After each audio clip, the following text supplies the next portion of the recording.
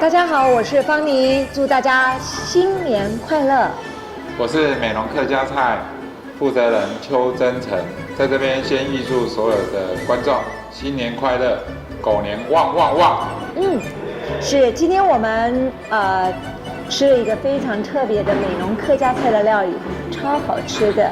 尤其呢，我们邱董呢，自家种的这个栗子南瓜非常的特别。这个南瓜的种植方式跟一般在地上的那个种植，来，邱董我们来介绍一下好了。好，栗子南瓜其实它是一个很普遍的食物。老天爷对地球人真的很好，在空气不好，在冬天的时候就创造了这个栗子南瓜。天气不好，空气不好的时候要吃4种食物，分别是南瓜、白花椰菜、青花椰菜、番茄跟洋葱。那冬天吃这个东西，对我们的肺部润肺是有很大的帮助。那栗子南瓜这个是自己家里在旗山种的。哇！那一般南瓜都是种在地上，但是它有遇到一个问题，跟泥土接触的部分，它容易有虫钻进去，对品质不好。那我们现在想出一个办法，就吊在网子上面，但是它因为像这一颗大概有4斤重，那一株上去的时候大概只有2颗到3颗。那吊在树上的栗子南瓜，它有一个好处，就是说太阳在照射的时候，它的时间会加长，所以它的养分都可以保持在这个南瓜里面。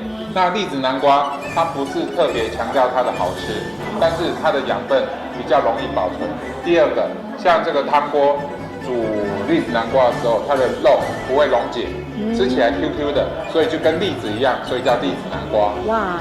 那像煮火锅的时候，这个火锅里面主要是靠烟葱、白菜跟洋葱的味道提炼出它的甜味。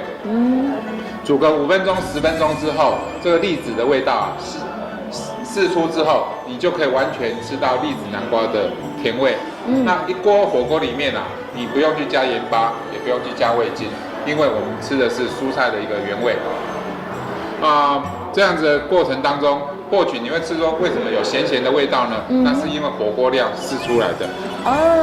冬天吃火锅，台湾人最厉害了。对。但是要吃到这个都不用加调味料的火锅，我觉得我们都可以回家自己煮。对。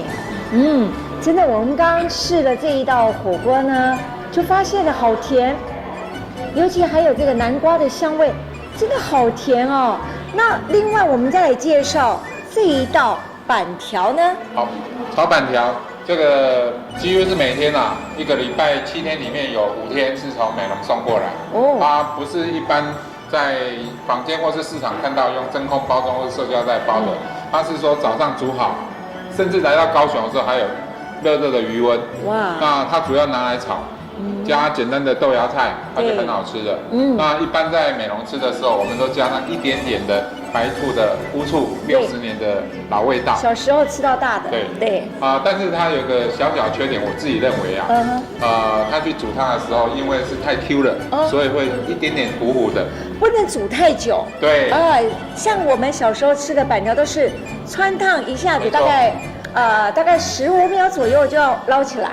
对，才能够维持它的 Q 度。但是我觉得，既然因为在市区它还是有经过冷藏的几个小时的还是拿来热炒还是最好吃的。对，好，因为这个板条呢是我小时候吃到大的，真的是非常好吃。我们以前每天都一定要吃一道。对，另外我们来介绍这一道风肉。好，风肉。风肉跟猪脚，这个是传统的客家菜。原则上客家人是比较勤俭的。那杀了一头猪，所有的从头到尾，除了它的排泄物不能吃之外，全部都可以吃。那客人来的时候，客家人好客，所以把这个风肉、猪脚都用大锅把它卤。为什么叫风肉呢？就是用锅子加木炭，把它用盖子加布盖起来，把它焖煮。那简单一个说法，客家人里面还有风高丽菜、风冬瓜、风土瓜等等。就是说我们早上去田里面工作的时候，把这个肉跟猪脚卤好之后捞起来，中午回来的时候就多了2道菜，但是它原来那个余烬木炭的余烬放在那边也是浪费。对。所以客家人很聪明，早上要出门的时候，把高丽菜、冬瓜这个容易不用再加火源的，放在锅子里面，上面盖一块布，用焖的，用卤的。中午11点回到家里面的时候，又多了3道菜。那因为在市区里面，大家不喜欢吃油腻的东西，对，所以我们在料理的时候，先去用锅子把油炸出来，再用木炭去烧，大概2个小时到2个半小时，是，再加上好吃的笋干。我们用的调味料是龟甲湾的酱油，那不用再去加味精，我们加了2样东西，一个是甘草，甘草，难怪吃起来有甘甘甜甜的感觉。第二个就是甘蔗头，哇，这是秘方吗？不是秘方，不是吗？很特别，把阿嬷乡下的东西搬到市区来了，是既然是自己要吃的，那我们就做自然。这个是妈妈传授的吗？没错。好特别哦。还有，我觉得那一道，因为我最喜欢吃甜甜咸咸的东西，还有那一道是鱼，糖醋鱼。糖醋鱼现在在市面上有2种料理，一个就是用鲈鱼做，一个是黄鱼。那我们刚刚吃的是黄鱼。黄鱼越贵，是因为在金门大部分都送到大陆去了。对，在台湾的1斤，假如是300块的台币，到大陆去就是300块的人民币。哇，真的是翻倍了啊！对。不是翻倍而已，是翻5倍。哇！所以要吃黄鱼还不容易。是。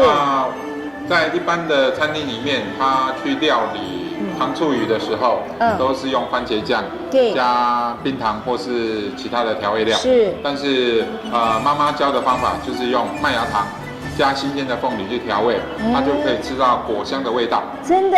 对。哇，好香。鱼炸得酥酥的，再淋上这种调味料。那口感里面有酥酥的鱼的皮，那它的肉是甜的，那调味料又有麦芽糖的味道，所以在嘴巴里面有很多的层次。可是我很好奇，为什么邱董会愿意用这么高的成本的黄鱼来代替鲈鱼呢？为什么呢？因为做生意不是讲求的就是成本吗？我现实讲好了，鲈鱼有鲈鱼的售价，黄鱼有黄鱼的售价。鲈鱼一只170到180，售价是450块。是。那黄鱼一只是300，那售价是680。其实这个将本求利啊，其实是赚了一点点钱。对。但是我觉得，内行人会吃黄鱼。因为鲈鱼的肉是不是比较老一点？就是这个比较 Q， 对不对？对。而且我们的印象里面，糖醋就是黄鱼。原来，所以邱董为了品质好，也让客人的接受度更高，希望能够用少赚一点点，带给客人比较高的这个美食的享受。接着下来呢，还有我们小时候最喜欢吃的花生豆腐。好，这个花生豆腐啊，只是在店里面啊提供给老饕或是真正的客家人去回味它的花生豆腐。那市面上的花生豆腐，大部分它在料理过程里面都会加上一点点的石膏跟洋菜粉，让这个做出那个模子的时候盖出来能够不会不会垮掉。是。但是既然我们生意可能还算不错，对所以我不用去加石膏跟洋菜粉，只要把花生磨成浆，煮熟之后加一点点玉米粉，让它凝结之后，大概1天煮多少量卖多少。卖完就不再做了。那它里面很新鲜的就是花生而已。那客家人同样的又是讲到勤俭，是大颗的花生拿来炒，小颗的花生就拿来做花生浆。它凝结之后变成花生豆腐，都不会浪费掉。对，刚刚呢我们有介绍这个栗子南瓜，对不对？重要的就是这个汤头了。其实栗子它的料理很多啊。刚刚煮火锅啊，就是把普通品质的栗子煮汤。那比较好的，像这么大颗的，在这边可以简单的料理，就把这个盖子挖开，把籽掏完之后，是送到蒸汽里面去蒸，蒸到大概8分熟之后，把白米饭加cheese，再加其他的海鲜料煮一煮，跟地中海吃的那种海鲜炖饭，放进去里面。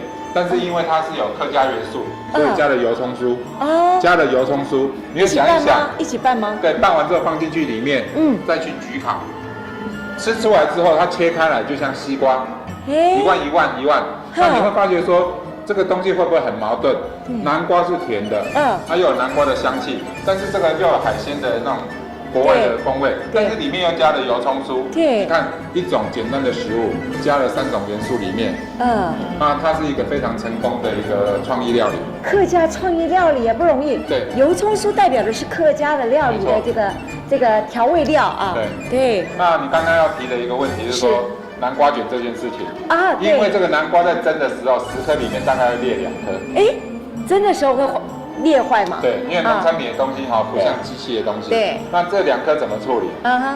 我们把那个肉挖起来，用馄饨皮把它包起来去炸，就变成一个南瓜卷。在这个食物不浪费之下，对，这个肉可以去煮它，多余的肉去包南瓜。哇，那就变成另外一道创意料理了，对，非常棒。所以今天呢，我们请邱董来介绍他的这个美浓客家菜的料理呢。我个人觉得我很喜欢吃，因为我自己本身就是客家人，那对这样子的料理我一点不陌生，又经过他的师傅呢不断的创新之后，变成那么多创新的料理。所以好朋友有机会一定要来品尝我们美浓客家菜的创意料理哦。在这边补充一个，我们引以为傲的一个食物，就是我右边看到这个蹄膀。哇！这是在之前有中华美食比赛，现在是委托给客委会在办理。这个就是我们去比赛的得奖金牌他们蹄膀。哇，金牌！这每一颗蹄膀大概要2斤半，是2斤半的重量。先过油炸完之后，再去卤，用木炭去卤，因为木炭它的红外线比较容易穿透到肉里面，它吃起来的时候它就不会柴柴的。第一次卤完之后，我们让它冷却，再去冰，再放出来，再卤第2次的时候，你会发觉说好像我们的皮肤一样收缩。那我们一样，它里面就是龟甲混酱油，冰糖、甘蔗头跟甘草。哇，就这些调味料而已。在坊间有人去加可乐，或者是加了其他的祖传秘方，我应该跟大家讲，这个就是一个很简单的料理，不复杂，其实妈妈都可以做。你觉得麻烦，你就可以递一个蹄膀回去，那里面有多了大概1斤多的笋干。吃不完有个很好的办法跟大家分享，它里面的酱汁很多，你可以同样的跟客家人一样。吃完蹄膀之后太油了太腻了没关系，下一餐的时候你把高丽菜、把冬瓜、把白萝卜、红萝卜，甚至你吃完的青菜都放到锅子里面，再卤一次，大概20分钟。下一餐的时候你又多了4道青菜，又是一道料理，没错，非常棒。所以呢，邱董跟我们好朋友分享一下这样子的一个产品呢，有没有针对我们的好朋友有没有做特别优惠呢？目前在店面贩售是一组600块钱。假如今天是因为网络上面大家看到这个讯息，对，到美浓客家来订的时候，我们给大家打9折，给大家优惠。这是过去到现在唯一第一次给的优惠。第一次哦，享受这个优惠几乎没有折扣的，因为很便宜了。满3000块就是免运费，单一地点。3000块免运费哦，所以好朋友请多把握这样的优惠。邱董今天破例给我们网路订购的好朋友一个优惠，一定要好好把握，好不好？希望大家到南部来走一走的时候，别忘了到我们高雄的美浓客家菜，一起来享受客家创意美食。我们有一个愿景我们在努力。我们也期待这个愿景快点到达。就是台北吃小笼包，到高雄吃美浓客家菜。祝福所有的观众新年快乐！新年快乐！